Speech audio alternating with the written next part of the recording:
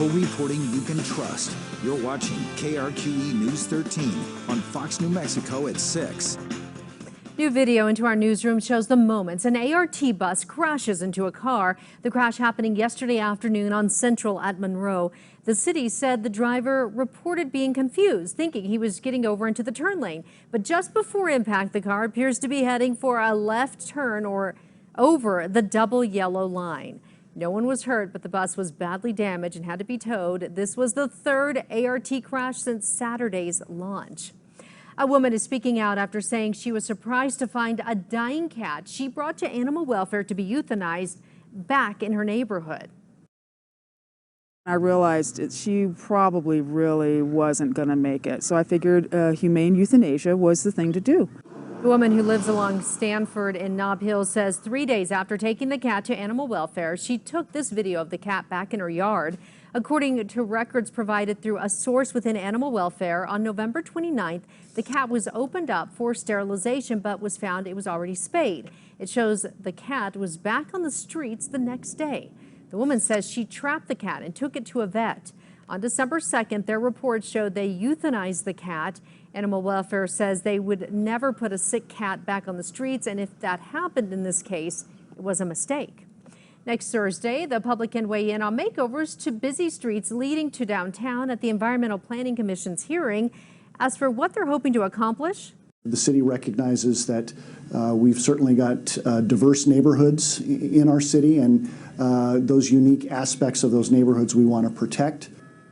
A city planning committee is looking to do that with these proposed design guidelines to spruce up portions of 2nd, 3rd, and 4th streets stretching from Mountain in downtown to just north of Montano.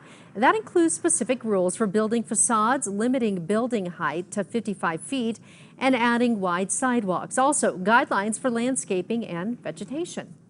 Democrats on the House Judiciary Committee are working through the weekend preparing for an upcoming impeachment hearing. In their hearing on Monday morning, the House Judiciary Committee will focus on the findings of the Intelligence Committee's 2-month-long investigation. Articles of impeachment could be drafted as soon as next week and could include allegations of abuse of office, bribery, and obstruction.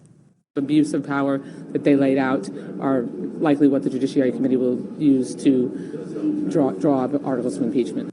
House Democrats have set the stage for a possible vote on impeachment before Christmas, and now Senate leaders have blocked off the month of January for a possible trial.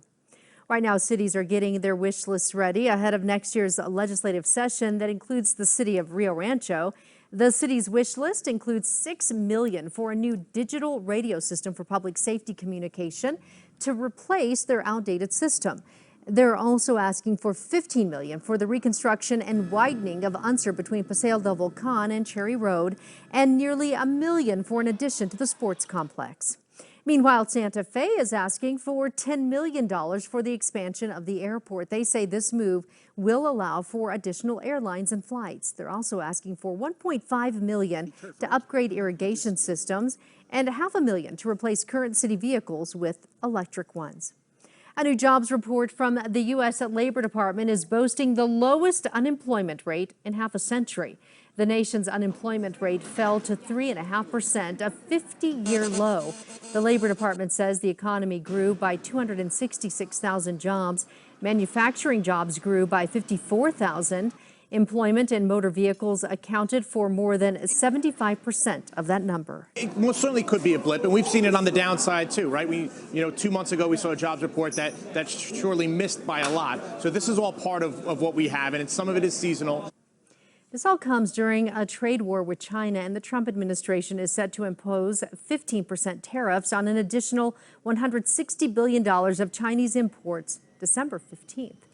New at 6 and looking ahead, the U.S. House is expected to vote on legislation aimed at preserving Native languages. The Esther Martinez Native American Languages Reauthorization Act gives grants to programs that teach tribal languages.